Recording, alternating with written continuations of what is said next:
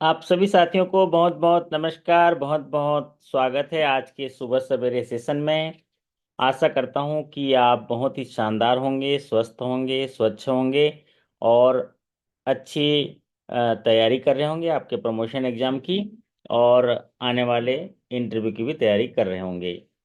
तो अगर वाकई में देखा जाए तो फेस्टिवल और एक शुभ जो समय अभी जो आया है, तो इस कार्तिक पूर्णिमा में जो अच्छा समय आता है, ठीक उसी तरह हमारे जीवन में भी अच्छा समय आता है। जैसे कि प्रमोशन के अवसर आते हैं, फिर बहुत सारी साल भर की जो खुशियां संजोते हुए साल के अंतिम पड़ाव में रहते हैं, तो ये सारी चीजें हमारे पास आती हैं।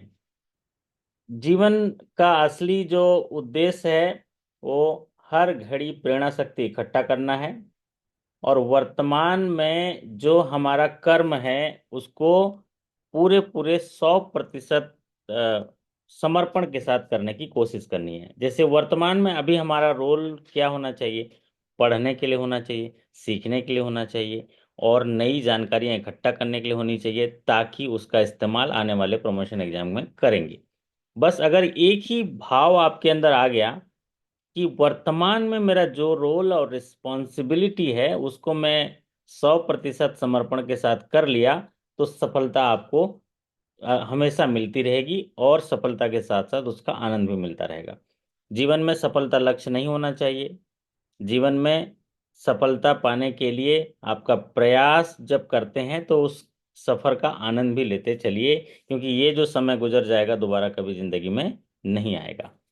और जीवन आपको उत्सव मनाने के लिए दिया है, वो सारी चीजें करिए। बट हमें हमें जो है दुख तकलीफ भी मिलेगा, क्योंकि ये क्यों होता है। अभी सुख आया है तो पीछे पीछे दुख खड़ा होगा, और दुख आया है तो पीछे पीछे सुख खड़ा होगा। तो आप एक क्यू में रहता है, जिस तरह आप बैंक में क्यू बनाते हैं ना, उसी तरह क्यू रहता है। तो कला कौशल्य तो उस समय है जब सुख रहता है, तो कोई भी आनंद में रह सकता है और कोई भी अच्छा रह सकता है। दुख के समय आपको क्या एक्टिविटी करनी है, कैसे आपको अपना आचारशीलता रखनी है, व्यवहार रखना है, धैर्य कुशलता रखनी है, ज्ञान कुशलता रखनी है, वो आपको हासिल करना होता है। वो कौशल है एक्चुअल में। तो आज के सेशन में सभी सुबह जुड़े साथियों का मैं अभिनंदन करता हूँ। हाँ मनोज जी, मेरी आवाज़ आप तक पहुँच रही है? सुमन जी, मेरी आवाज़ आप तक पहुँच रही है? और ये वीडियो आपको दिख रहा है तो कोई साथी जरा माइक ऑन करके बता दे, तो फिर हम लोग सेशन को आगे बढ़ाएंगे। और ये पार्ट 2 है। रिकॉल क्वेश्चंस आर्यव्रत बैंक का 10 नवंबर 2024 को अभी आईबीपीएस ने लिया था।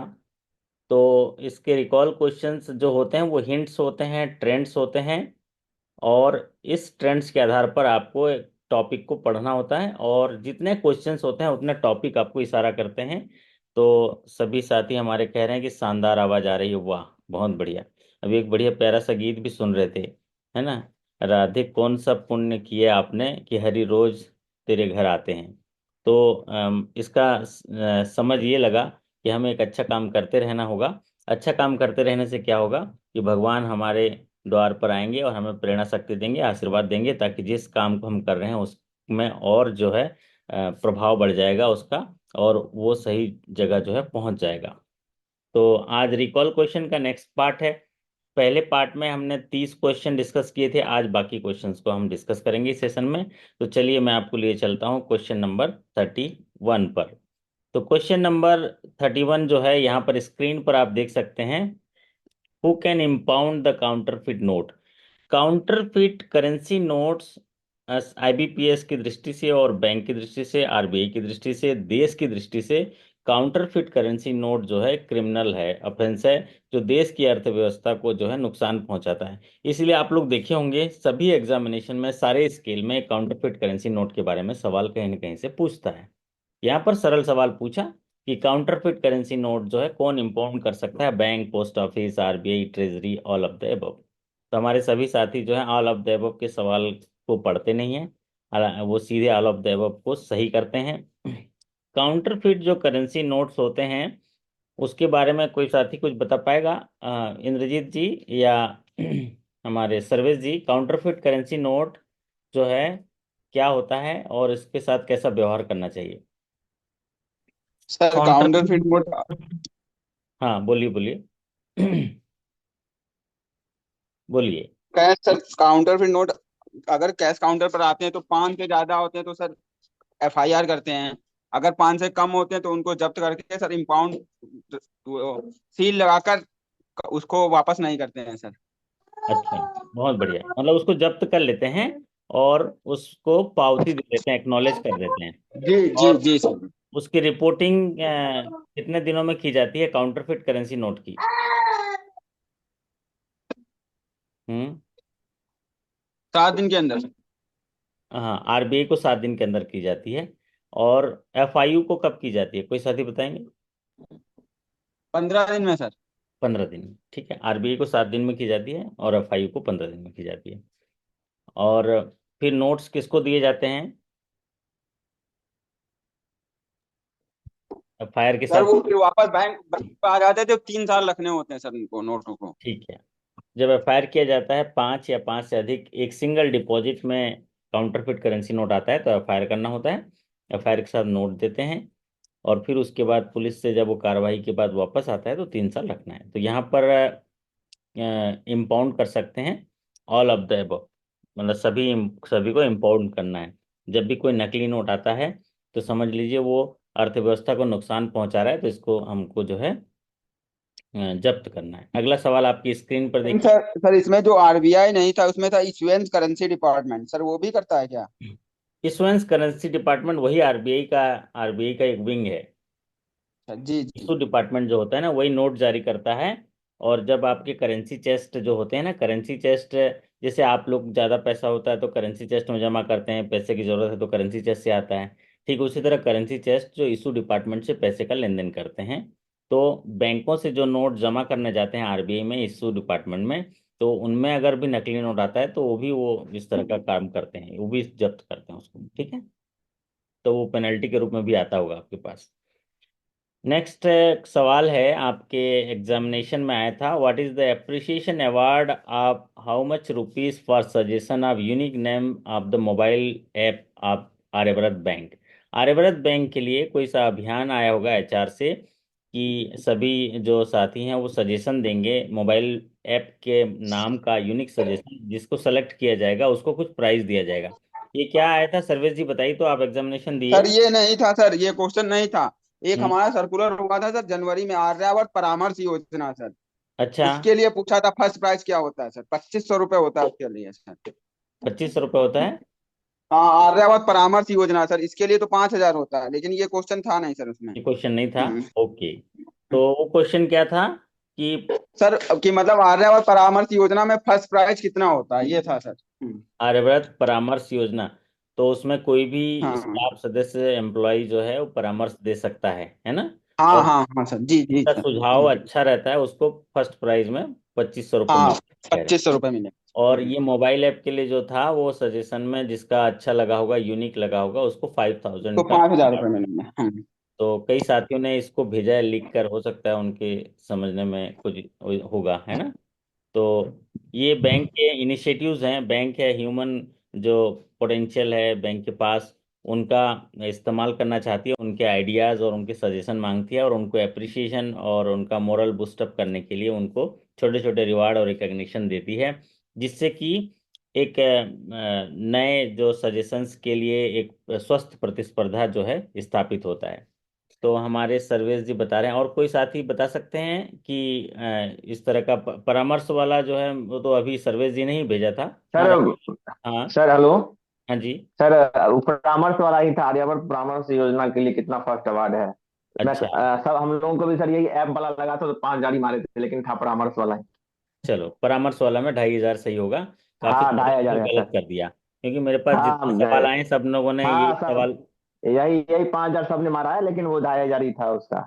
चलो बहुत बढ़िया। तो ये हिंट देता है दूसरे हमारे साथियों को जो आने वाले प्रमोशन एग्जाम की तैयारी कर रहे हैं, जी सर जी। उनके बैंक में हाँ कोई अवार्ड और रिकग्निशन एम्प्लॉय के लिए किया गया है, स्टाफ को मोटिवेट करने के लिए किया गया है, इनिशिएटिव लिया गया है, तो उनको ध्यान देने की जरूरत है। मैं तो कहता हूँ आपके एचआर के द्वारा या आपके हेड ऑफिस के द्वारा जो भी एचआर इनिशिएटिव लिए गए हैं उनका एक बुलेट पॉइंट बना लीजिए, और फिर उसके बाद आप उसको लिख के रखिए, उनसे जुड़े हुए सवाल आ सकते हैं, ये सवाल हिंट देता है।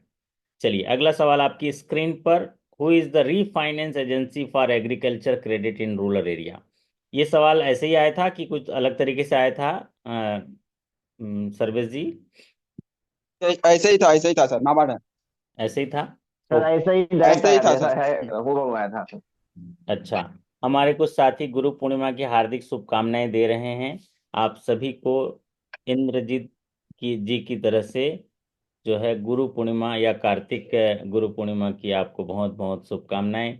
ऐसे शुभ समय में जो आपकी प्रेरणा शक्ति का जो स्रोत है वो काफ़ी हाई होता है। आप इसका इस्तेमाल करिए और अपने जीवन में अच्छे कार्यों में लगाइए ताकि आपके समर्पण आपके कर्तव्य निष्ठा से आपको सफलता भी मिले और आप जीवन का आनंद ले पाएं। तो यहाँ पर हमारे साथी अच्छा बताए, who is the refinance agency for agriculture credit in rural area? तो रीफाइनेंस एजेंसी है नाबार्ड। और नाबार्ड का फुल फॉर्म बताएंगे? बताइए नाबार्ड का, सर्विस जी, फुल फॉर्म क्या होता है नाबार्ड? नाबार्ड को क्या बोलते हैं? आप लोग तो ग्रामीण बैंक से हैं, है ना? अभी इंटरव्यू में पूछा जाएगा नाबार्ड के बारे में, आपको तो याद ही हो जाना चाहिए कि नाबार्ड के बारे में बताइए। National agriculture hmm. Bank for refinance for development agency है। नहीं। Culture bank for rural development. National bank for agriculture and rural development, इसको बोलते हैं क्या? National bank for rural and agriculture and rural development, NABARD, जिसको राष्ट्रीय कृषि और ग्रामीण विकास बैंक कहते हैं। इसकी स्थापना 12 जुलाई 1982 को हुई थी। और नाबार्ड का जो मुख्यालय है मुंबई में है। नाबार्ड जो है आधारभूत तरीके से ग्रामीण क्षेत्रों में जो डेवलपमेंट होते हैं उनमें ऋण उपलब्ध कराता है। और जो भी बैंक ग्रामीण एरिया में एग्रीकल्चर और ग्रामीण विकास के लिए काम करता है उनको रीफाइनेंस करता है। खास करके जो नाबार्ड है वो कृषि, लघु उद्योग, कुटीर उद्योग, जो क्या बोलते हैं वो क्राफ्ट, जो हस्तकला और ग्रामीण जो शिल्प होते हैं उनको विकास के लिए जो भी बैंक ऋण देते हैं उनको रिफाइनेंस देते हैं, उनको सपोर्ट करते हैं। ज़्यादातर ग्रामीण एरिया में जो नाबार्ड है वो फाइनेंशियल जो इंक्लूजन होता है, वित्तीय समावेशन होता है, उसके जो पॉलिसी है उसको विकसित करने के लिए काम करता है। नाबार्ड ग्रामीण एरिया में जो विकास की सहभागिता को सुनिश्चित करता है। और किसी भी तरह का सहयोग है या नए चीज़ों का समावेश है, उनका टेक्नोलॉजी है या इंस्टीट्यूशनल तरीके से जो कोलेब्रेशन है डेवलपमेंट के लिए, उसमें वो एक रीढ़ की हड्डी की तरह से रहता है। और भारत का एक शीर्ष विकास बैंक है। और जो नाबार्ड है वो भारत सरकार के स्थायी स्वामित्व की वाली संस्था है। इसकी शुरुआत जो है इसकी स्थापना 1982 में की गई थी। शुरुआती पूंजी जब ये शुरू की गई थी तो 100 करोड़ रुपए थी। और अगर आज की तारीख पर देखेंगे तो 15,000 करोड़ के आसपास जो है इसकी हो गई होगी। एग्जैक्ट मुझे अभी पता नहीं है, ठीक है? तो कुछ ऐसी अगर आपको नाबार्ड में के बारे में पूछा जाए तो इस तरह से बताना पड़ेगा, ठीक है सर्वेश जी? थोड़ा बहुत याद आया आपको? कैसे बोलेंगे? जी मतलब जी पूछा सर। जा सकता है, इंटरव्यू में पूछा जा सकता है, तो उनकी अपेक्षा इंटरव्यूअर की इतनी रहेगी कि मेरे आरआरबी के साथी जो काम कर रहे हैं वो थोड़ा बहुत 1-2 मिनट तो नाबार्ड के बारे में बोलने की क्षमता रख पाए। तो मैं एक हिंट दिया आपको कैसे बोलना है ना। चलिए तो और फिर ये दूसरा ये भी पूछ सकते हैं कि नाबार्ड की क्या क्या योजनाएं हैं, तो आप एसएचजी एनआरएलएम है, एग्रीकल्चर है, किसान क्रेडिट कार्ड है, और जो रूरल इंफ्रास्ट्रक्चर फंड है, जो आपका आरआईएफ है, ये और 2-3 स्कीम्स जो है आपका नाबार्ड का लेके जाइएगा। इंटरेस्ट सबवेंशन है क्योंकि वो एग्रीकल्चर से जुड़ा हुआ है। चलिए अब बात करते हैं अगले सवाल पर। अगला सवाल आपकी स्क्रीन पर है। Duplicate DD should be issued within how many days after submission of complete documents? 3 days, fortnight sir, fortnight, 30 days, 45 days? तो ये फोर्टनाइट आया था कि 14-15 दिन लिखा हुआ था? फोर्ट नाइट था सर। फोर्थ नाइट आया था सर। फोर्टनाइट आया था। और बाकी जी सब सर। डेज में था, 3 डेज, 7 डेज? हाँ हाँ, हाँ बाकी और सब सब डेज में डेज था। में था। तो ये तो बढ़िया आसान कर दिया था फिर, है ना? हाँ सर। चलिए तो अगर कोई डुप्लीकेट डीडी है तो उसको शब्दशः वैसे ही लिखा गया है, मतलब रूल में, कि एक फोर्टनाइट में जो है ये डुप्लीकेट डीडी जारी हो जाना चाहिए। जिस दिन से वो कंप्लीट रिक्वायर्ड डॉक्यूमेंट दे दिया है, जैसे कि एप्लीकेशन दे दिया है, एफआईआर की कॉपी दे दिया है, इंडिमिनिटी बॉन्ड दे दिया है, और डिक्लेरेशन दे दिया है, और अपना केवाईसी डॉक्यूमेंट दे दिया है, तो आप डुप्लीकेट डीडी जारी कर देंगे। ठीक है। अगर डुप्लीकेट डीडी जारी कर दिए और ओरिजिनल डीडी मिला तो क्या करते हैं ओरिजिनल डीडी को? डुप्लीकेट डीडी जारी हुआ तो ओरिजिनल डीडी मिला तो उसको वापस किया जाता है, और डुप्लीकेट डीडी पे किया जाता है। उससे क्षतिपूर्ति बांट लिया जाता है कि अगर उस ओरिजिनल डीडी की वजह से अगर कोई नुकसान हुआ है तो उसकी क्षतिपूर्ति वो भरेगा, है ना। ये बात है। चलिए, बहुत बढ़िया। अगला सवाल, ये तो हो गया फोर्टनाइट। अगला सवाल आपकी स्क्रीन पर, what is the charges for issuance of chequebook in the account of x staff? आपके बैंक का कोई रिटायर्ड स्टाफ हैं, अगर वो चेकबुक इशू करते हैं तो कितना चार्ज लेते हैं? राजविंदर जी, कितना चार्ज लेते होंगे आपके यहाँ, आपके बैंक में जो एक्स स्टाफ होते हैं उनमें? सर नील होता है उनका चार्ज। हाँ, ये हुई ना बात, क्या होता है उनका चार्ज नहीं, चार्ज? नील होता है। हाँ राजविंदर जी, आपके यहाँ भी नील होता है? नमस्कार। हाँ, नील है सर। नील है, नील है। तो जो एक्स स्टाफ होते हैं उनमें जो चार्जेस है वो वेव होते हैं, उनमें कोई चार्ज नहीं होता है। अगला सवाल आपकी स्क्रीन पर देखिए, staff can raise the issue of complaint of unethical practices in branches in which platform? तो जो स्टाफ होते हैं ब्रांच में, अगर कोई ऐसी बात हो रही है जो अनएथिकल प्रैक्टिस है, या बैंक के एसओपी के आधार पर नहीं हो रहा है, जो प्रैक्टिस है उसके जो कोड है, कंडक्ट है, उसके आधार पर नहीं हो रहा, तो बैंक कहाँ उसको रेज कर सकता है? वाह, है बताइए। विशल ब्लोअर से आया था सर। हाँ, क्या नाम है अपने? हाँ, राघव जी बता रहे हैं विसिल ब्लोअर से। और ये कौन सी हाँ। ब्रांच का भाग है राजविंदर जी? क्या देख रहे हो, कैसे मस्त सो रहा है? कौन सी ब्रांच में पोस्टिंग है? बढ़िया है ऐसी ब्रांच। मस्त सो रहा है, उसका मतलब ये तस्वीर इसलिए लगाई गई है कि जब ऐसे कोई अनएथिकल हो जाए तो ऐसे सोते नहीं रहना है। तो सो जाओ। नहीं सो जाओ नहीं, इशू रेस करना है प्लेटफॉर्म में, इसलिए देता है। विसल ब्लोअर कौन सी सर? है, हाँ। फौजी प्रदीप जी बोल रहे हैं जोनल ऑफिस का होगा पोस्टिंग, बोल रहे हैं whistle zonal blower. Office. Whistle blower, बहुत बढ़िया। हाँ, तो यहाँ पर है विसिल ब्लोअर, एक प्लेटफॉर्म है जहाँ पर आप रेस करिए। क्यों उसको रेस करना है? क्योंकि कुछ ऐसी चीजें होती है ना, तो आप अपना नाम उजागर नहीं करें, और नाम उजागर करने से क्या आपको हानि पहुंचती है, क्योंकि हो सकता है वो कंप्लेंट जो कर रहे हैं, राजविंदर जी मेरी आवाज आप तक जा रही है? हो सकता है कि वो जो कंप्लेंट कर रहे हैं वो आपके मैनेजर के खिलाफ कर रहे होंगे, या आपके रीजनल हेड के खिलाफ कर रहे होंगे, तो वो आपको हानि पहुंचा सकते हैं। और विसिल ब्लोअर पॉलिसी में क्या होता है कि जो नाम है वो गोपनीय रखा जाता है, और चीज़ों को जो है उस शिकायत को त्वरित गति से उसको ठीक करने के लिए प्रयास किया जाता है, और जो उसके द्वारा होने वाले नुकसान को रोकने का प्रयास किया जाता है। तो स्टाफ जो है विसिल ब्लोअर पॉलिसी में उसकी बात रख सकते हैं। अगला सवाल, ये डेथ क्लेम वाला सवाल थोड़ा इनकम्प्लीट था हमारे साथियों का, हमारे साथी बताएंगे इसमें से क्या आया था। डेथ क्लेम के बारे में क्या आया था, बताइए तो। सर मिसिंग पर्सन के लिए था कि एक मिसिंग पर्सन का है, हम्म। और वो उसका डेथ क्लेम के लिए जो डॉक्यूमेंट है वो सब लेके आएगा, तो मैक्सिमम कितना तक कर सकते हैं बिना कोर्ट ऑर्डर का? ये वाला इस तरह का था क्वेश्चन। हाँ यही था सर, यही था, यही हाँ था। ये था। ओके। विदाउट नॉमिनी था। मिसिंग हाँ पर्सन का विदाउट ये नॉमिनी था, नॉमिनी नहीं है, उसकी लीगल हायर आएंगे। विदाउट नॉमिनी हाँ। के केस में बिना कोर्ट के सक्सेशन के कितने तक का हाँ। भुगतान किया जा सकता है। हाँ हम्म। हाँ, इस तरह का क्वेश्चन था, वो मिसिंग पर्सन के लिए था अच्छा। कि वो आदमी मिसिंग मिसिंग मिसिंग है। पर्सन वाला दूसरा सवाल था। नहीं नहीं, इसी में था, इसी मिसिंग वाले में था। अरे मिसिंग वाला लॉकर में था। मिसिंग वाला लॉकर, अगर कितने दिन वो मिसिंग है, कोई लॉकर कितने दिन बाद तोड़ेंगे उसका, ये था। हाँ, प्यार से प्यार से, वो उनको भी बात रखने दीजिए, है ना, थोड़ा आराम से, है ना। सबको अधिकार है, क्योंकि आप लोग एग्जाम दे के आए हो तो आपकी बात सुनेंगे। तो यहाँ पर जो था कि अगर मिसिंग पर्सन है और वो नॉमिनी नहीं है उस खाते में, तो हाँ वो सर। कितने रुपए तक के क्लेम सेटलमेंट, ऐसा आया था, जी जी। बिना कोर्ट सक्सेस? के बिना, हाँ बिना सक्सेस वो बिना कर सकते सक्सेशन हैं। सर्टिफिकेट के। क्या है आपकी पॉलिसी में? 40 लाख का रहे हैं सर इसका ऑप्शन। तो पॉलिसी देखा आपने? पॉलिसी नहीं देखे आए हैं। सक्सेशन के केस में यही बोला है, एक तो मिसिंग पर्सन है, मिसिंग पर्सन में कोर्ट ऑर्डर होता है, कोर्ट ऑर्डर से आएंगे मिसिंग पर्सन तो करेंगे। और नॉमिनी हम्म। नहीं है, देखो कोर्ट ऑर्डर जारी करता है कि ये व्यक्ति मिसिंग पर्सन है, कोर्ट ये नहीं बोलता है कि इसका पैसा इसको दे दो, ऐसा नहीं, अभी मिसिंग पर्सन का ऑर्डर जारी करता है। क्योंकि वो फिर पुलिस के एफआईआर को देखता है, सारे उनके प्रोसीडिंग्स को देख के डिसाइड कर लेता है कि यहाँ ये मिसिंग पर्सन है। और जब मिसिंग पर्सन हो जाता है तो उसको प्रिज्यूम किया जाता है कि इसकी डेथ हो गई, और उसके लिए टाइम पीरियड दिया है 7 साल।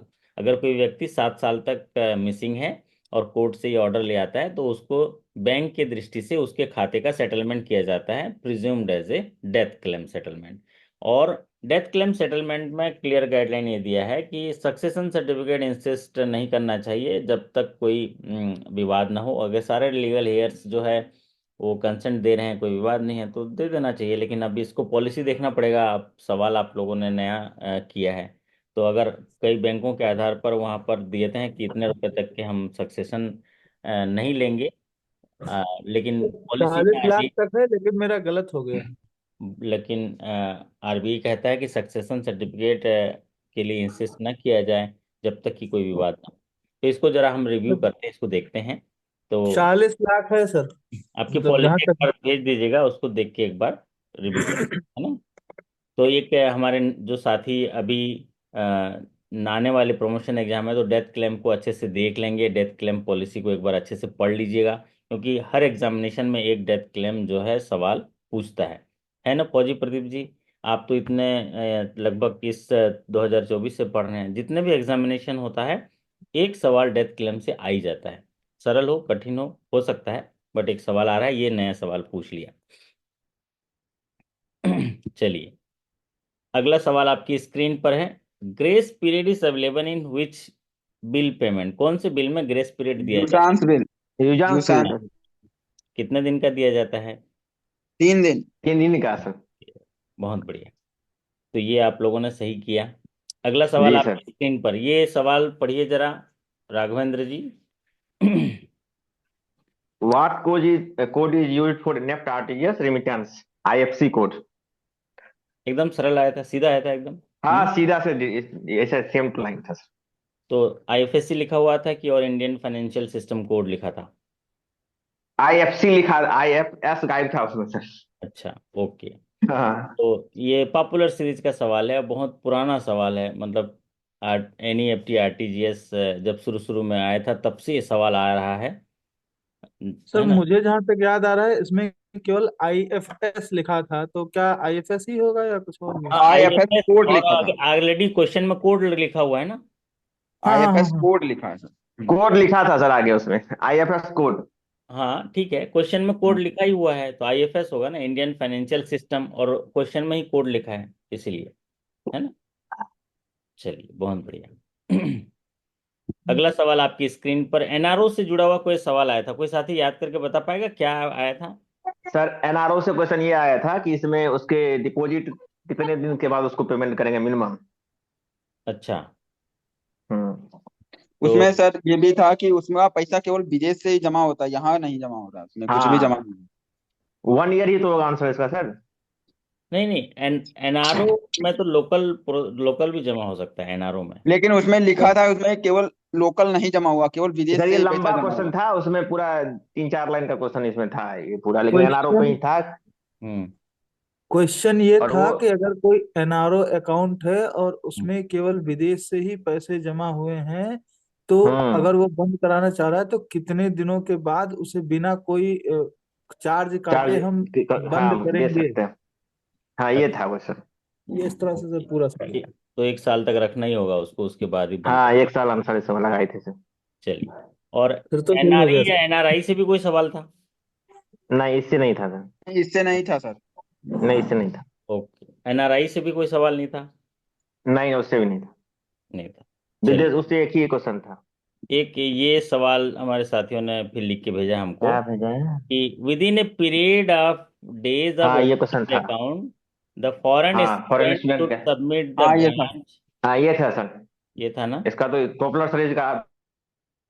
Within a period of days of opening the account, the foreign student should submit the branch where the account is opened, a valid address proof giving local address in the form of a rent agreement or a letter from educational institution as a proof of living in facility provided by the educational institutions।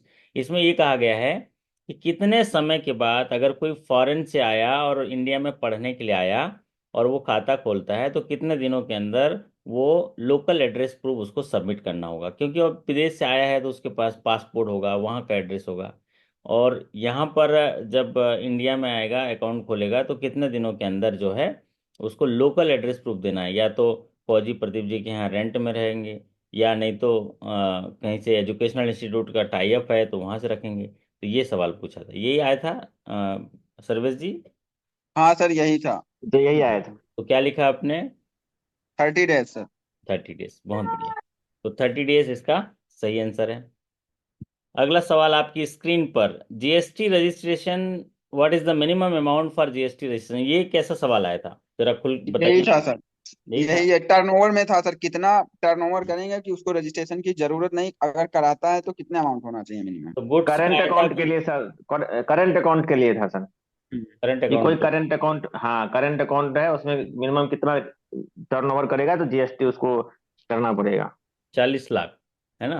40 lakh. Sir ये question गलत, 50 mark लिए, पहले तो 40 ये ही माने थे मेरा तो भी इस गलत हिसाब हो से गया सर, हम 20 लाख 40 का। लगाए कराए। तो दो चीज है ना, कि अगर सर्विसेज से है तो 20 लाख का टर्नओवर है, और हम्म। अगर गुड्स के लिए तो 40 लाख। तो ऐसा क्लियरिटी नहीं दिया था क्या उसमें सवाल में? सर नहीं, ऐसा ये नहीं था गुड्स सर और वो। सर्विस तो सर क्लियरिटी नहीं गुड। दिया था सर। हम्म।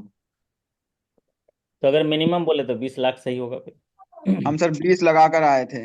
क्योंकि भाई आप सीधा सवाल पूछा है, मिनिमम अमाउंट टर्नओवर का जीएसटी रजिस्ट्रेशन मैंडेटरी है तो बोला है, तो 20 लाख है, 20 लाख का टर्नओवर है तो मैंडेटरी है भाई, जाके देखेगा। अगर वो सर्विसेज का है तो 20 लाख का रजिस्ट्रेशन करना पड़ेगा, और अगर वो गुड्स का है तो 40 लाख तक जाएगा। तो अगर मिनिमम तो बोला सर है तो 20 लाख सही होगा।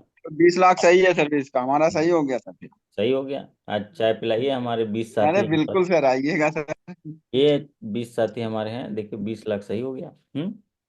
तो ये बढ़िया है कि सर्विसेज के लिए 20 लाख है और गुड्स के लिए 40 लाख का टर्नओवर है।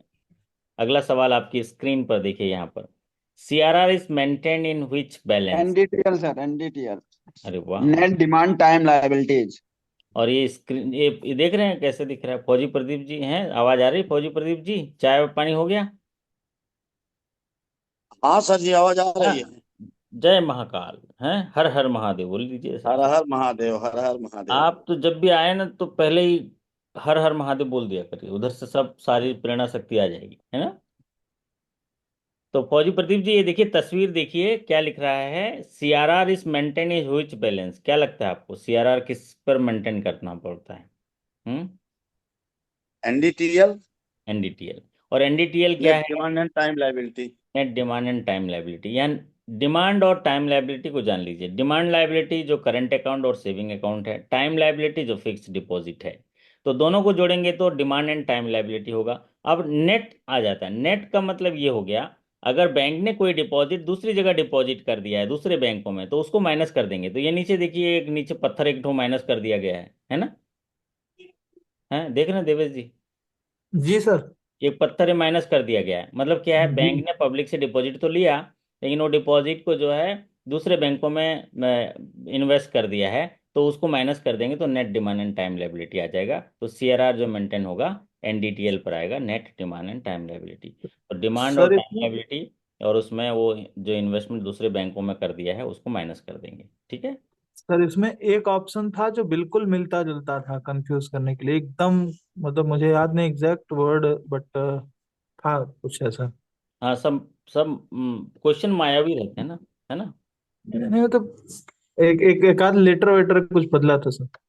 हाँ, बदल जाता है। और ज़्यादातर जब हम एग्जामिनेशन में जाते हैं ना, तो हम लोग एकदम हमारा ना दिमाग में एकदम स्पीडली रहता है तो उसको सही दिखता है, मतलब कई चीज़ें हम्म। गलत चीज़ें लिखी हैं वो भी सही दिखता है। जैसे NTE लिखा हुआ है ना तो हमें नेट दिखेगा वो, क्योंकि हमारी परिकल्पना से बाहर है कि NTE को नीट ही पढ़ेंगे, हम नेट ही पढ़ेंगे, उसको नेट ही पढ़ेंगे, ठीक लगा है। कई बार ऐसी गलती होती है। तो खैर, इस ऐसे सवालों को देख के तो नहीं होना चाहिए, आप एक बार पढ़ के ठीक हो जाएगा। अगला सवाल आपकी स्क्रीन पर देखिए, 4 पिलर ऑफ केवाईसी कंपोनेंट। हाँ बताइए क्या लिखा है आपने, इसमें क्या था, इस सवाल के बारे में बताइए कैसा आया था। सर हाँ जी। इसमें रेपुटेशन रिस्क नहीं था। आपकी आवाज क्लियरिटी से नहीं आई। मतलब इसमें सीधे सीधे केवाईसी का 4 पिलर पूछा सर था। कह रहे हम्म। सर इसमें साथ नहीं पिलर है, हम रेपुटेशन रिस्क लगा कर आए थे सर। अच्छा, ये पिलर नहीं है ऐसा पूछा था। हाँ हाँ, कौन सा पिलर नहीं है सर। अच्छा, बाकी ये चार सर पिलर। बड़ा कंफ्यूजिंग हो गया सर था। केवाईसी कंप्लेंट्स का कौन सा पिलर नहीं है? उसमें क्रेडिट था, वो रिस्क था, हम्म। लीगल था, हम्म। और हाँ सर, रेपुटेशन रिस्क नहीं था सर, रेपुटेशन रिस्क रेपुटेशन लगा था। के। ऑप्शन इसका सर क्रेडिट रिस्क होगा, और सब कंप्लाइंस होता है, केवाईसी कंप्लाइंस में आता है। अच्छा, तो सवाल में इस तरह से नहीं पूछा था कि केवाईसी के जो 4 पिलर होते हैं नॉर्मली केवाईसी। नहीं, वो नहीं, ये नहीं था सर, नहीं ये नहीं था। ओके। हाँ बाकी जो, सर उसमें रेपुटेशनल रिस्क था, तो क्या रेपुटेशनल रिस्क का आंसर होगा? हालांकि लगाया मैंने भी रेपुटेशन भाई ही है। 4 पिलर में रेपुटेशनल रिस्क केवाईसी के अंदर आता है ना। अगर आप केवाईसी वेरीफाई ठीक से नहीं करेंगे तो बैंक की छवि हाँ खराब होगी ना, बैंक की छवि खराब होगी, आरबीआई पेनल्टी भी देती है, तो वो केवाईसी के अंदर आएगा ना। हम बैंक का दायित्व तो क्या है कि जैसे कोई ग्राहक आए तो, अच्छा सर, रेपुटेशन रिस्क नहीं है फिर।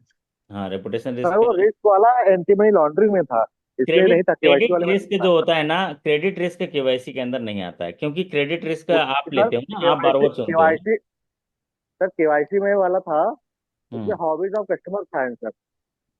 उसमें हम हॉबीज हाँ ऑफ ये कस्टमर सर, नहीं वो देखते। ये हॉबीज सही ऑफ था। कस्टमर। ये जो जो वो जो तो ये वाला सर बता रहे हैं आप, वो उसमें हम्म। था, एंटी मनी लॉन्ड्रिंग वाले में था। अच्छा, तो जी। ये फोर मैं प्लस में जैसे हॉबीज हमारे ऑफ कस्टमर। हमारे साथी सवाल बता रहे हैं, होता है कि क्रेडिट रिस्क में क्या होता है कि क्रेडिट रिस्क क्यों पैदा होता है। हम जब किसी को लोन देते हैं तो उसके द्वारा रीपेमेंट नहीं किया जाता है तो क्रेडिट रिस्क होता है। ये उसका तो केवाईसी सब चीज लिया हुआ है, फिर भी बारबार नहीं दे रहा है, इसलिए क्रेडिट रिस्क पैदा होता है, तो जी। क्लियर में नहीं, लेकिन रेपुटेशन इसमें रिस्क होगा अगर आप नहीं केवाईसी सर, करके। इसमें आंसर, हम्म। इसमें सर आंसर था हॉबीज ऑफ कस्टमर। अच्छा। सर वो जी। दूसरा क्वेश्चन था। ये जो आप ये बता रहे हो कंप्लाइंस के लिए था कि केवाईसी कंप्लाइंस के अंतर्गत किसमें चार पांच में से कौन सा नहीं है। उसमें credit risk, legal risk, operational risk, reputation risk. तो ऐसा इसका था। ऑप्शन क्रेडिट रिस्क था। हाँ सर, ये था ऑप्शन, क्वेश्चन था। हम्म। तो क्या होता है, जब एग्जामिनेशन होता है ना, केवल 2-3 साथी सवाल भेजते हैं आप लोग को, इसलिए हम कनेक्ट करते हैं कि थोड़ा डिस्कशन में क्लियरिटी हो जाएगी। अगला सवाल आपकी स्क्रीन पर देखिए, banks have the discretion to break open any locker if the rent has not paid by the customer for how many years in a row. अगर कोई सर सर कस्टमर, इसमें इसमें एक, रेंट पे कर रहा सर था इसमें वो, रेंट पे कर रहा था, मिसिंग भी था लेकिन वो सर, सर इसमें मिसिंग भी था, हम्म, मिसिंग पर्सन था सर। अच्छा बताओ बताओ सवाल अच्छे से बताइए आप। सवाल को इसमें सर अच्छे ये से था कि एक आदमी रेंट पे कर रहा है। हम्म। वो अगर कितने साल तक ऑपरेट नहीं करेगा तो उसके लॉकर को ड्रिल कर देंगे। बताओ कितने साल तक। और सर 3 साल मारे थे अपने पास। हाँ मकसद सर यही। इसमें लेकिन मिसिंग पर्सन भी लिखा था सर। ठीक है, नहीं, मिसिंग इसमें नहीं पर्सन। था, मिसिंग इसमें नहीं था। तो मिसिंग पर्सन मिसिंग वाला वो बताने के लिए किया, डिजीज क्लेम वाला में तभी था। तो बैंक के पास एक डिस्क्रिप्शन है ना 3 साल का। हाँ, मिसिंग हो चाहे सर ना हो, मिसिंग होगा तब भी सर 3 ही साल होगा। तब तीन ही भी। साल होगा हाँ। भाई आदमी 3 साल से रेंट नहीं पटा रहा है, आपकी बात नहीं सुन रहा है, तो हमारे लिए तो नहीं मिसिंग सर, है। हम्म। सर रेंट अगर वो दे रेंट रहा दे था, रहा है और मिस है तब कितने साल तब होगा भी सर। 3 ही साल होगा, तब भी 3 ही साल होगा।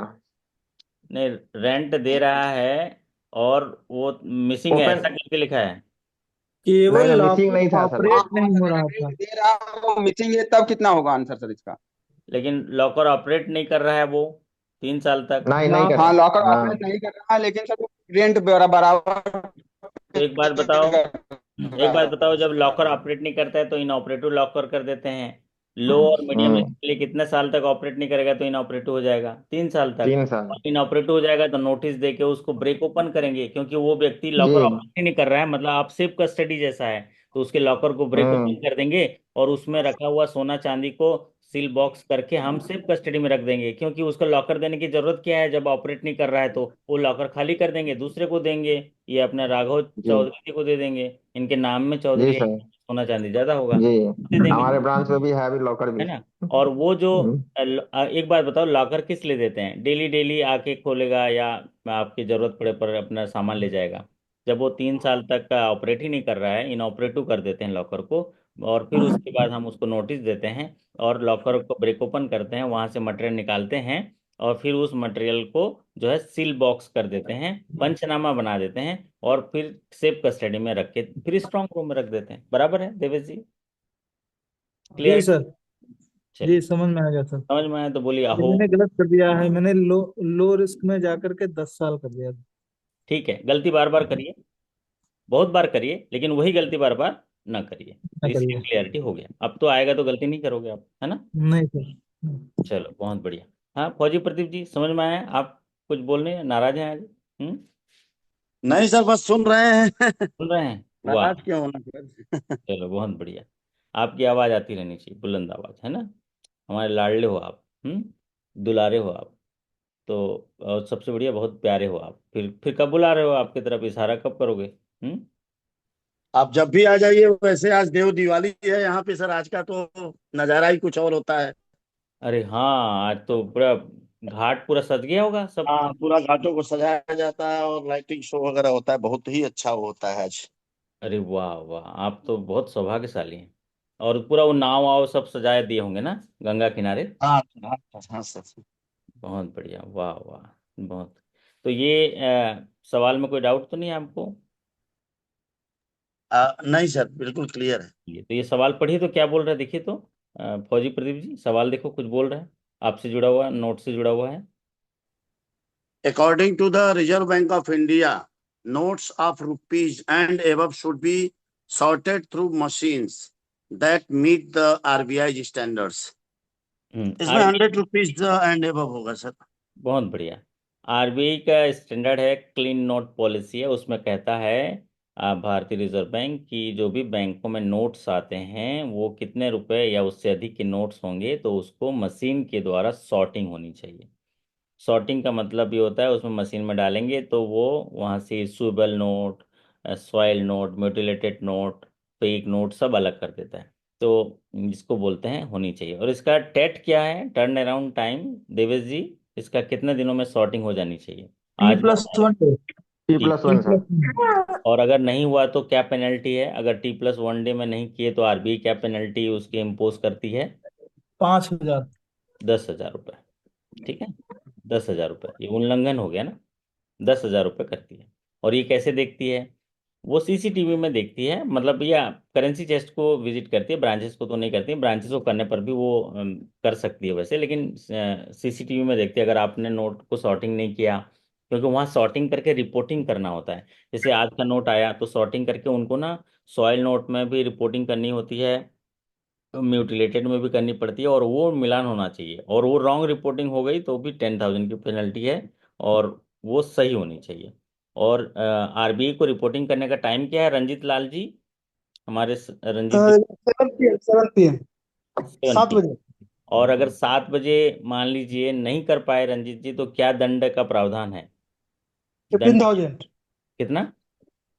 50,000। 50। 50,000। ये हुई ना बात, देखो फ्लैट पेनल्टी है, 50,000 फ्लैट पेनल्टी है।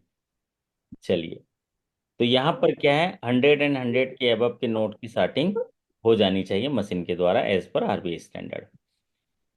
और ये सवाल जो आया, क्या आया था, थोड़ा हमारे साथी बताएंगे। Cheque amount of 15,000 should be credited within how many days? Outstation cheque collection में है, 15,000 तक का चेक है तो कितने दिनों में जमा हो जाना चाहिए?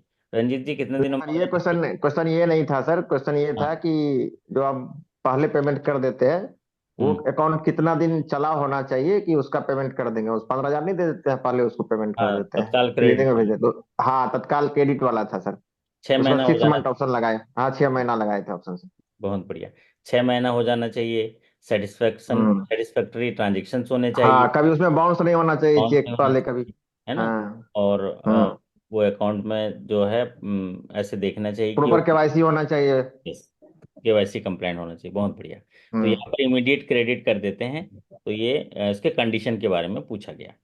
तो ये से ये सीख मिलती है कि ग्राहक सेवा से जुड़े हुए या ग्राहकों की बैंकिंग सुविधा कैसे सुलभ हो, उससे जुड़े हुए जो फैसिलिटीज हैं उनको पढ़ने की जरूरत है। अगला सवाल आपकी स्क्रीन पर देखिए। ये सवाल जो अभी आप लोग डिस्कस कर रहे थे वो है कि मनी लॉन्ड्रिंग की वजह से कोई नुकसान हो गया, कोई रिस्क आ गया तो कौन सा रिस्क होता है ना। ये सवाल पूछा गया, ड्यू टू मनी लॉन्ड्रिंग या कोई सा मनी म्यूल्स हो गया तो उसमें से कौन सा रिस्क पैदा होता है। ये सवाल आया था, जरा बताइए जरा क्लियरिटी से। मुझे ध्यान में नहीं आ रहा है सर। वही जो लोग बोल रहे थे ना अभी कि हाँ। मनी म्यूल, तो ये ऑपरेशनल रिस्क होता है एक्चुअल में। जो मनी लॉन्ड्रिंग्स होते हैं ना, केवाईसी के पिलर्स में तो आता है, ऑपरेशनल रिस्क होता है कि हमें जब भी कोई ग्राहक से संबंध स्थापित करना है तो केवाईसी के 4 पिलर का सामना करना पड़ता है, उसका निभाना पड़ता है। और उस 4 पिलर में क्या है, कस्टमर एक्सेप्टेंस पॉलिसी, हम कस्टमर को अकॉर्डिंग टू सुटेबल उसको एक्सेप्ट करते हैं। और उसके फिर केवाईसी का आइडेंटिफिकेशन करते हैं, फिर उसके बाद रिस्क मैनेज करते हैं, रिस्क रखते हैं कि कौन से रिस्क में है। फिर उसके बाद लगातार उसकी मॉनिटरिंग करते हैं। अगर वो अपने प्रोफाइल के आधार पर उसके ट्रांजेक्शन में फेरबदल है तो उसको रिस्ट्रिक्ट करते हैं अकाउंट को। अगर हम रिस्ट्रिक्ट नहीं कर पाए, मनी लॉन्ड्रिंग करेगा तो बैंक को जो है एक रिस्क पैदा होता है जिसमें ऑपरेशनल रिस्क आता है। मतलब हम हमारे ही ऑपरेशन रिलेटेड कुछ फॉल्ट है इसलिए, है ना। चलिए, उसमें ऑपरेशनल रिस्क के अंदर तो फिर तो आपका रेपुटेशन रिस्क भी रहता है वो ना। अगला सवाल आपकी स्क्रीन पर। If any complaint received at branch level then it should be redress within how many days as per the policy. Ranjit ji, अगर आपके पास कोई शिकायत आई तो कितने दिनों में रिजॉल्व हो जानी चाहिए। 15 days सर। 15 डेज, हाँ। और हमारे आर्यव्रत बैंक के पॉलिसी क्या कहता है। 7 दिन में सर। हाँ, आर्यव्रत बैंक की पॉलिसी के हिसाब से अगर कोई कंप्लेंट ब्रांच लेवल पे मिलता है तो 7 डेज, आरओ हम्म। लेवल पे मिलता है तो 15 डेज 15 दिन। होना चाहिए। और कोई भी जी। कंप्लेंट जो है 30 दिनों के अंदर फाइनली क्लोज हो जाने चाहिए, और रिजॉल्व हो जाने चाहिए। जब कंप्लेंट आता है तो कंप्लेनेंट जो फोन करता है तो ये फोन से सुइयां निकलती हैं, है ना राघव जी, ऐसे सुइयां निकलता है जी चुप। सर। तो आपको थोड़ा जी जी। सतर्कता के साथ कस्टमर को सुनना है, क्योंकि आप सर्विस हम्म। इंडस्ट्री में हैं। सर्विस इंडस्ट्री में कस्टमर से ज़्यादा धैर्य आपके अंदर होना चाहिए, सहन शक्ति ज़्यादा होना चाहिए। जैसे युद्ध में जाते थे तो शील्ड पहन के जाते थे ना, पहले बहुत जमाने पहले पानीपत का युद्ध होता था, ऐसे लड़ाई झगड़े होते थे ना, तो वहां पर शील्ड पहन के जाते थे ताकि कोई चोट करे तो दर्द ना हो। तो इसी तरह आपको सहनशीलता का शील्ड पहन के जाना पड़ेगा। धैर्य का जो है धैर्य धारण करके जाना पड़ेगा, वो आपका शील्ड है। तो आपको ये देखना होगा कि उसका दुख क्या है, तकलीफ क्या है, पीड़ा क्या है, तो फिर आपको जो है सुदर्शन चक्र का इस्तेमाल करना होगा और प्रेम सद्भाव और सहभागिता से उसके समस्या का निराकरण करना है। उसकी समस्या पे चक्र चला दीजिए, समस्या को निदान कर दीजिए, फूल खिला दीजिए, तब वो खुश होके जाएगा। और कुछ गुलाब फूल जो है रोज बैंक में लेके जाया करिए। जब भी ऐसा कस्टमर कोई नाराज है तो उसको चाय पिलाइए, ठंडा पिलाइए, फिर उसका समाधान करने के बाद उसको एक गुलाब फूल देके घर विदा करिए, ताकि उसका जो प्रतिसाद आपको मिलेगा आपके जीवन में, है ना, बराबर है। अगला सवाल। अभी हमारे पास 85 सवाल हो पाया और 10 सवाल रह गए।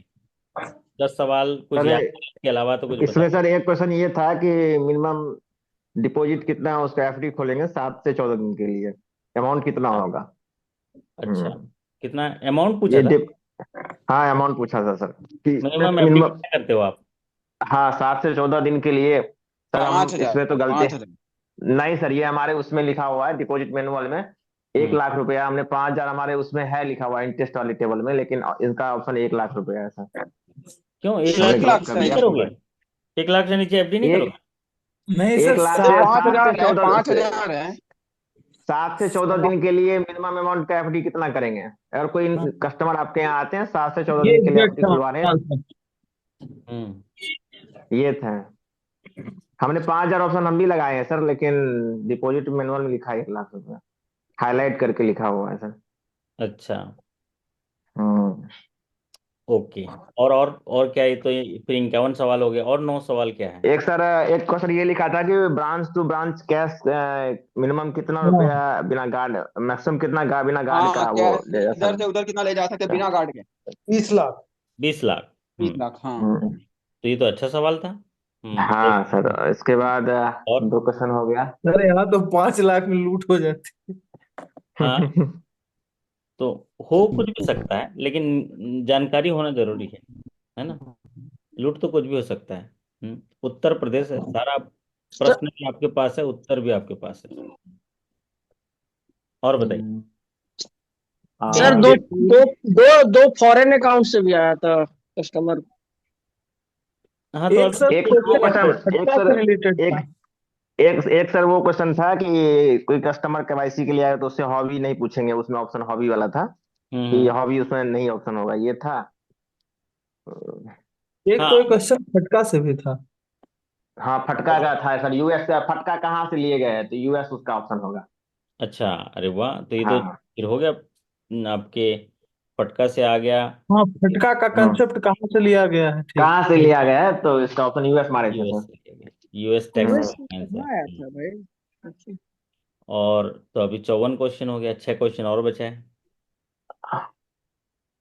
एक फॉरेन से अकाउंट से था सर। क्या और था? वो एनआरओ था एनआरओ सर, एनआरआई दोनों था।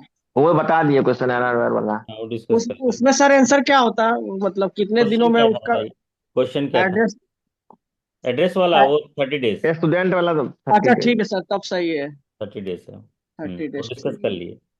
और बताइए, आप हो। फटका वाला हाँ तो सर, एक मैंने। क्वेश्चन ये था सर, एक क्वेश्चन ये था कि जो लोन किसी कस्टमर का करते हैं हम्म। तो उसको 1 पेज का जो देते हैं, उसको की नोट्स जो देते हैं, ये हाँ, ऑप्शन था उसका। वही की नोट्स के बारे में था कि उसको एक जो 1 पेज देते हैं टिक लगा के कि ये उसमें उसको क्या कहते हैं, ऑप्शन 4 5 दिया हुआ था। चेक लिस्ट बोलते हैं उसको। हाँ चेक लिस्ट, वही वही। चेक लिस्ट बोलते हैं। हम्म। वो सवाल आया था। हम्म। हाँ सर, वो सवाल आया था एक। हम्म। और 55। और बताओ। 55, 5 क्वेश्चन और कुछ। उससे आया था सवाल, अटल पेंशन योजना से आया था। नहीं सर। नहीं अटल से नहीं नहीं, उससे नहीं आया। पीएमएजीपी पीएमएजीपी से आया था। नहीं नहीं नहीं नहीं। नहीं। प्रभार से आया था, मॉर्गेज वगैरह से, इक्विटेबल मॉर्गेज या मॉर्गेज। हाँ, हाँ उसमें था एक हाँ सर, सवाल एक था। ये है, वो तो बता ही दिए थे उस दिन कि वो कहाँ रखेंगे, स्टेट जो नहीं नहीं, उसमें जैसे था। होता है ना कि स्टॉक पे कौन सा चार्ज क्रिएट करते हैं। नहीं नहीं चार्ज के नहीं समय नहीं नहीं, सर। नहीं आया। चार्ज के समय नहीं आया अच्छा, था। क्या? पांच एक तो सवाल फ्रॉड नहीं आया था। नहीं, कोई नहीं, 5 सवाल मैं याद दिला दे रहा हूँ आपको, याद आ जाएगा, मैं अभी टॉपिक बोलूंगा तो।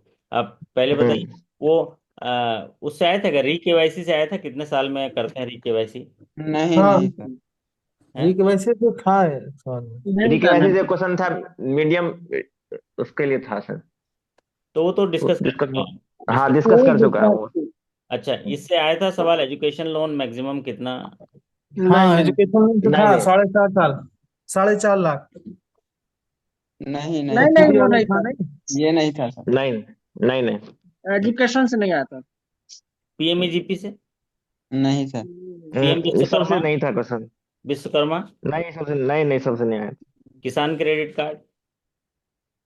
नहीं, सब सर वो भी नहीं आया। और एग्री फूड प्रोसेसिंग बरोवर या इस सब से कुछ नहीं, इस सब से नहीं आया था। Food product? नॉर्मली क्वेश्चन था, फ्लैट क्वेश्चन था। 1 2 क्वेश्चन और याद है। एक सर पॉलिसी से था कोई क्वेश्चन, विस्टिल विस्टिल ब्लोअर पॉलिसी वाला शायद। वो हो गया वो बता दिए अच्छा वो हो गया। सर, आइदर सर्वाइवर वाला और फॉर्मर सर्वाइवर तो बता ही दिए थे। बताइए। हाँ ये दोनों भी आ गया था। दोनों से क्वेश्चन आया था। हाँ अच्छा। हाँ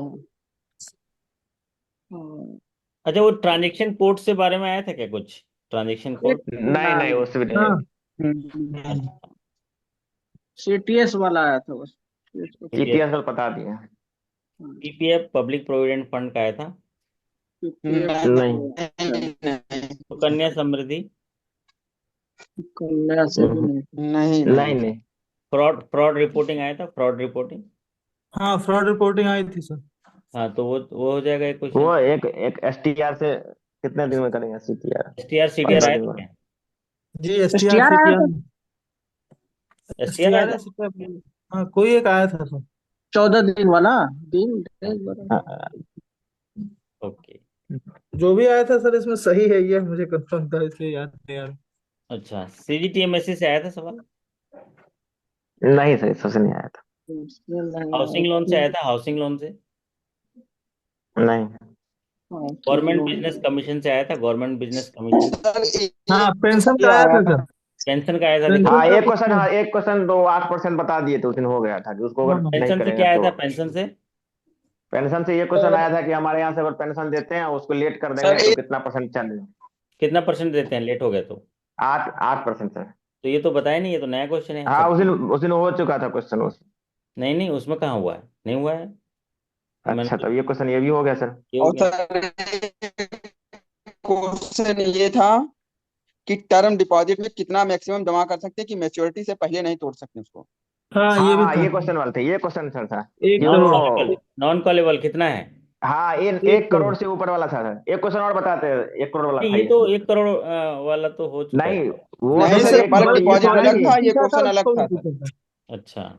दो हमारे क्वेश्चन, ये यहाँ है डिपॉजिट कि भी पूछा था, इसको भी पूछा था। हाँ हम्म। दोनों क्वेश्चन 1 1 करोड़ वाला था सर दोनों। 57 तो हो गए सर। 57 हो गए, 3 क्वेश्चन और याद। हाँ अभी एमएल एंटी मनी लॉन्ड्रिंग से भी था क्या? हाँ वो तो हो गया, एंटी मनी लॉन्ड्रिंग हो डिस्कस। चुका है। अच्छा, एनपीए से नहीं पूछा था जी, एनपीए से प्रोविजन पूछ है। नहीं सर, नहीं सर मैंने एनपी सिर्फ एनपी से सर कुछ नहीं पढ़ा सर, इतना सर क्लियर पढ़े तो सब एनपीए कुछ से नहीं था पढ़ा। एक क्वेश्चन, एसएमए करके कुछ था। बी एसएमए बी का पूछा था क्या, एसएमए कुछ का? था सर, एसएमए वन, इकतीस कुछ था एसएमए सर, 31 से 60, 31 से 60 वाला था सर। कुछ तो वो था तो सर, एसएमए वाला कुछ था, एनपीए से एसएमए एक सवाल हाँ था। एक समय से साफ होगा। हाँ, तो ये सवाल भी हो गया, देखो 58 सवाल हो गए कि एसएमए 1 जो है कितना होगा। एसएमए 1 31 दिन से 60 दिन एसएमए 1 होगा। और नहीं ऐसा इसका, नहीं। हाँ अच्छा, बताओ, एसएमए 0 जो है 0 से 30 दिन, एसएमए 1 31 से 60 दिन, और एसएमए 2 61 से 90 दिन, और 91 दिन से ऊपर हो गया तो एनपी हो जाएगा। अच्छा, ये हो गया आपका, कितना सवाल हो गया? 58 सवाल हो गए, 2 ही सवाल और बचे हैं। क्रेडिट इंफॉर्मेशन कंपनी से कोई सवाल आया था क्या, सीआईसी? अब उधर ही आ रहे हैं। क्रेडिट से सिविल वगैरह से? नहीं सर। अच्छा, ये लोक अदालत से आया था कोई सवाल, या सरफेसी? लोक अदालत से था सर। बताओ बताओ क्या था। Maximum DRT. मैक्सिमम कितना आप अप्लाई कर सकते हैं लोक अदालत में? 20 लाख 20 लाख तक, 20 लाख था ये अच्छा, क्वेश्चन। तो सब सवाल तो याद कर लिए, 59 सवाल हो गया। अब बताओ, एक सवाल और बचा है। डीआरटी वाला आया था। डीआरटी का क्या था? नहीं टीआरटी से नहीं आया था। कस्टमर लोक सर्विस अदालत से आया आया। था, कस्टमर सर्विस से कुछ आया था, जैसे कि banking Lokpal, integrated ombudsman schemes, consumer protection act, या ग्राहक सेवा से जुड़े हुआ कुछ आया था, कस्टमर मीटिंग से आया था, कुछ याद आ रहा है?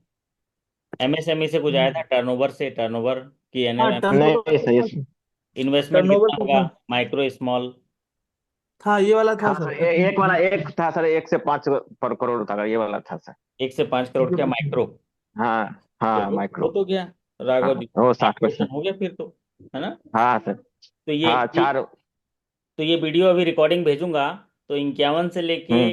जो 60 तक के और क्वेश्चन। थोड़ा सा हम थोड़ा देर में सर और अभी करेंगे तो और आपको उसी ग्रुप में डाल देंगे क्वेश्चन, थोड़ा सा हाँ, चार मुझे पांच भेज क्वेश्चन देना, और। मुझे भेज देना 10 क्वेश्चन, है जी ना? ये वीडियो में ही जी डिस्कस सर। हो गया है, रिकॉर्डिंग है ये। जी।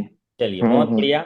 तो आप सभी जो हैं, सारे 60 सवाल तो इसके बाद अपना नंबर आप आकलन कर सकते हैं। राजविंदर जी, ये सारे सवाल सुन के कैसा लगा आपको, है ना? अच्छा बहुत लगा? अच्छा सर। चलिए, बहुत अच्छा। इससे क्या है, में बहुत काम आता है सर ये चीजें। और हाँ आप किसी के सामने जब बात करते हो ना कस्टमर के सामने, उसको भी लगता है कि सामने वाला बंदा थोड़ा जानता है कुछ। बहुत बढ़िया। और आजकल क्या है, वो उनकी अपेक्षा रहती है कि बैंकर्स से हमको जो है सही सपोर्ट मिले, और कस्टमर कुछ भी आ सकता है। राजविंदर जी, एक ही उदाहरण आपको बोल रहा हूँ कि नहीं। आप हैं मैकेनिक, आप हैं जो जो वर्कशॉप होता है ना, वर्कशॉप के मैनेजर हैं। हाँ जी। अब आपकी अपेक्षा ये नहीं होनी चाहिए कि अच्छा ब्रांड न्यू टकाटक गाड़ी आ जाए। आपको तो तैयार रहना है कि टूटा फूटा गाड़ी आएगा, एक चक्का टूटा होगा, आएगा, रोएगा, आपको चक्का लगा के देना है और खुशी खुशी जाना है। समझ में आया तो अब बोलिए हो। रिसेंटली सर एक ना जो हाँ हो। सब्सिडी जेएंडके में रिलीज कर रहे हैं वो पीएमईजीपी की, तो हम्म। उसके बैंक को ही उत्तरदायी ठहराते हैं, तो हमें फिर उनको कंसल्ट करना पड़ता, भाई ये चैनल है यहाँ से जाओ। तो उनको लगता नहीं पता है। अगर हम बोल देंगे नहीं उनका काम है, तो वो भी सोचेंगे यार उनको कुछ पता नहीं है, क्योंकि बहुत डीआईसी वाले आते रहते हैं उधर। सही बात है। तो इसी तरह सीखते रहिए। जैसे कि मैंने उदाहरण दिया, आप वर्कशॉप के मैनेजर हैं। आप कभी भी अपेक्षा मत करिए कि सब चीज़ अच्छा अच्छा आएगा आपके पास। आपके पास टूटा भी आएगा, फूटा भी आएगा। आप में कला कौशल होनी चाहिए कि उसको ठीक करके, मरम्मत करके, बढ़िया उसको चाय वाय पिला के आप बढ़िया उसको रवाना करिए। और अपने जो कर्तव्य रथ को आगे बढ़ाते रहिए। और शानदार सी लाइन लिखी है, हमारे फौजी प्रदीप जी पढ़ेंगे। फौजी प्रदीप जी पढ़िए। प्रकृति के नियमों का कोई नहीं बदल सकता है। प्रकृति के नियमों को कोई नहीं बदल सकता है, एक ही मार्ग है, खुद को बदलो। बहुत बढ़िया। और क्या लिखा है देखिए, शानदार कुछ लिखा है। इतना इतना, बेहतर भी ना खोजो कि बेहतरीन को ही खो दो। क्या बात है। इसका कहने का तात्पर्य है आपके पास जो है वो बेहतरीन है। आपका जीवन रंगीन है, आप उसी को देखिए। क्या होता है ज्यादातर लोगों में, फौजी जी, राजविंदर जी, कि जो मिलता है ना उसका महत्व तो जीरो कर देते हैं, और जब नहीं रहता है तो उसका महत्व बढ़ा रहता है। तो हमें हमारे पास जो अभी चीजें हैं वो उसको बेहतरीन होने की नजर से देखिए, आपका जीवन बेहतरीन हो जाएगा। तो बेहतर से बेहतर की तलाश करो। अगर नदी मिल जाए तो समंदर की तलाश करो। एक पत्थर से तो शीशा टूट ही जाएगा, लेकिन पत्थर टूट जाए आप ऐसे शीशे की तलाश करो। क्योंकि शिकायत करने से तो सब टूट ही जाता है, कुछ भी हो जाएगा, है ना। लेकिन अब प्यार से, सद्भाव से, आनंद से अगर हम उस घड़ी को, उस चीजों को अगर बुन पाए, उसको जोड़ पाए, यही जीवन है। तो आप सभी इसी तरह सुबह का सेशन सर, अच्छा एक लगा। सवाल था, डिस्टर्ब करना हाँ चाहेंगे। हाँ जी। प्रैक्टिकली आया हुआ थोड़ा सा, हालांकि हमने दे दिया है उनको डिसीजन। एक जैसे इंद्रावती देवी महिला हैं, उनके पति एक्सपायर हो चुके हैं, ठीक। और उनका खाता यूनियन बैंक में था। उन्होंने डीडी बनवाया है इंद्रावती देवी के नाम से, और हमारे यहाँ खाता जो है उनका इंद्रावती यादव के नाम से खुला हुआ है। और उनसे जब केवाईसी की मांग कर रहे हैं तो उसमें इंद्रावती अमर बहादुर यादव हम्म उनके पैन में भी है, आधार में भी है। तो ऐसे केसेस को कैसे निपटा जाए सर? ये तो क्रेडिट नहीं होगा, एक्सेप्ट नहीं होगा आपके। में जो केवाईसी दिया है वो केवाईसी क्या है, आपके बैंक में जो केवाईसी दिया है। पहले का केवाईसी हमने देखा नहीं फाइल निकलवा के, लेकिन मोस्ट प्रोबेबली ये है कि उनका वो होगा, ये आपका वोटर आईडी से होगा, खुला हमें लग रहा है। हाँ तो सर क्या ऐसे केस में मतलब वो क्या कहते हैं, एफिडेविट लेकर के किया जा सकता है कि दोनों आदमी एक ही हैं, ऐसा लेकर के? सिर्फ एफिडेविट लेके नहीं, इंडिमिनिटी बॉन्ड भी लेके करना होगा। कल के अगर उसमें नुकसान हो गया, कोर्ट से कोई ऑर्डर आ गया, तो आपको भरना पड़ेगा। इसलिए इंडिमिनिटी बॉन्ड लेके रख लीजिए और एफिडेविट ले लीजिए। और ज़्यादातर ऐसे क्या होता है, पेपर पब्लिकेशन करना होता है कि ये जो इंद्रावती देवी है वही जो है इंद्रावती यादव है, ऐसा करके इस किसी को भी कोई क्लेम हो तो आप इसके इतने दिनों के अंदर कर सकते हैं। पेपर पब्लिकेशन की कॉपी लेके किया जाता है। इसमें लीगल सलाह ले लीजिए, क्योंकि ये ना जो चीज़ें होती हैं वो नॉन हस्तांतरणीय होती है, मतलब नॉन ट्रांसफरेबल होती हैं। आपको क्या बोलते हैं, राइट नेम राइट कैपेसिटी में जमा करनी होती है। तो आप देखिए, एक तो पहली बात, उसने अगर केवाईसी दी है पहले, और उसका कितने साल से खाता खोला है, केवाईसी ठीक करानी चाहिए, उसको चीज़ें अपडेट करानी चाहिए, तभी जाके ये होगा। तो ऐसे केसेस में इसको जमा करने में असुविधा होगी। अगर ऐसे हमने कर बोला सकते भी हैं कि तो आपको हमने क्या उनको करना बोला होगा, भी कि ये ऐसे चीज में एक इंस्पेक्शन रिपोर्ट भी करनी होती है, ताकि पता करना होता कि क्या है वही है आसपास। फिर एक इंडिमिनिटी बॉन्ड ले लीजिए उनसे, और एफिडेविट भी ले सकते हैं ड्यू जैसे। डिलीजेंस में तो महिला वही है, सब कुछ सही है, हम्म। लेकिन डॉक्यूमेंट से वो नहीं कर पा रही है सही। एज ए बैंकर होने के नाते उसको जमा नहीं कर सकते। हम्म। राइट नेम राइट कैपेसिटी होता है। वो जो ना बोलते हैं और ना कि वो बेटर टाइटिल उससे नहीं हो सकता है ना, नहीं जो हो सकता है। ठीक। बाकी क्लेम कितने का सर? क्लेम? नहीं नहीं, क्लेम क्लेम जो है उसमें कितने का भी हो, इसको आप अगर अगर नियमानुसार बोलेंगे तो इसको नहीं कर सकते। लेकिन और आज दूसरा जो तरीका मैंने आपको बताया उस तरीके से कर सकते हैं। बैंकिंग प्रैक्टिस के हिसाब से अगर आपको लगता है कि सर वो बाइबल है, तो वो अपने रिस्क पे है ना, बंदा कर सकता है, क्यों कर नहीं सकता सर? है, कर सकता है। मैंने हाँ, बोला ना पर वो कि उसकी जैसे रिस्पॉन्सिबिलिटी उसकी होगी। जैसे राजविंदर जी के पास ये केस आया तो वो जाएंगे, उसके पास थोड़ा विजिट कर लेंगे, आसपास लोगों से पूछ लेंगे, और एक रिपोर्ट बना देंगे। फिर उनको जो उनके जिसका आया हुआ है उनके सारे लोगों का जो लीगल हेयर का उनका कंसेंट ले लेंगे। और फिर उसके बाद जो है उसकी केवाईसी लेके भी उसको एक इंडिमिनिटी लेके कर सकते हैं। हमारे यहाँ समस्या ये है सर कि जैसे हम लोग डीडी या चेक क्लियरेंस में क्या होता लगाते है हैं। ऐसे केसेस में, मैं इसलिए बोल रहा हूँ राजविंदर जी, ऐसे केसेस हमारे मैंने बहुत देखे हैं। कुछ दिन बाद वो इंद्रावती देवी पधार जाएगी इनके पास, ये तो मेरे नाम का चेक था, आपने इंदिरा देवी यादव को क्यों दे दिया। तो ये हाँ चीज़ों के लिए बिल्कुल। मैं बोल रहा हूँ कि उस समय पे आप तो ट्रांसफर होकर दूसरी जगह चले गए रहोगे। बैंक ऐसे केसेस में रेपुटेशन रिस्क आ जाता है, बैंक ने गलत जगह को पैसा दे दिया, और बैंक के लिए कोई प्रोटेक्शन नहीं है, इसमें कोई प्रोटेक्शन सर लीगली लीगली तो हम गलती है ना, बट नहीं। अगर आपको आपने वही बोल आपने रहे हैं कि सद्भाव अपनी। में प्रैक्टिस में कर दिया, कर सकते हैं, गुड हाँ फेथ और सद्भाव में कर देते हैं हम लोग। लेकिन इसमें हमको प्रोटेक्शन नहीं है उस केस में अगर कोई दावेदार आ गया उसका कि ये चेक तो हाँ, मेरा ही था। तो मतलब मैं बोला ना, रिस्पॉन्सिबिलिटी उसी बंदे की होगी जिसने इसको सेटल किया है। यस। हाँ जी। यहाँ तो मैं बोल रहा हूँ एक मनीषा देवी का चेक है, दूसरे मनीषा देवी के खाते में जमा कर दिया गया, और वो मनीषा हाँ देवी जी। से हम वसूल नहीं पाए, लेकिन इस मनीषा देवी को पैसा देना पड़ा। समझ रहे हाँ हो। वो ऐसा हमारे यहाँ भी हुआ सर, एक हाँ सेम हाँ, केस। क्योंकि क्योंकि उसमें ट्रू ओनर वो नहीं था जिसके खाते में जमा कर दिया गया था, ट्रू हाँ ओनर। हालांकि सेम था। चलिए फिर बहुत पर बढ़िया। उस बेटी ने पैसे दे दिए हाँ, जिसके नाम गलत है। और बैंकिंग जो है खोज है, तलाश करते रहिए, ऐसी चीज़ें आएंगी। लेकिन जो राजविंदर जी ने कहा उससे भी मैं सहमत हूँ, कई चीज़ें जो हैं हम लोकल इंटेलिजेंस के आधार पर उसको गुड फेथ में प्रैक्टिस के आधार पर प्रैक्टिकल अप्रोच से रिजॉल्व कर देते हैं, हमें कोई दिक्कत नहीं होती है। दिक्कत कहाँ होती है, एक एक एकाध दो केस में जब ऐसा क्रिटिकल चीज़ें कंप्लेंट आ जाती हैं तब वो होती हैं। तो चीज़ों को ध्यान रखते हुए आप उस हिसाब से निर्णय ले लीजिए।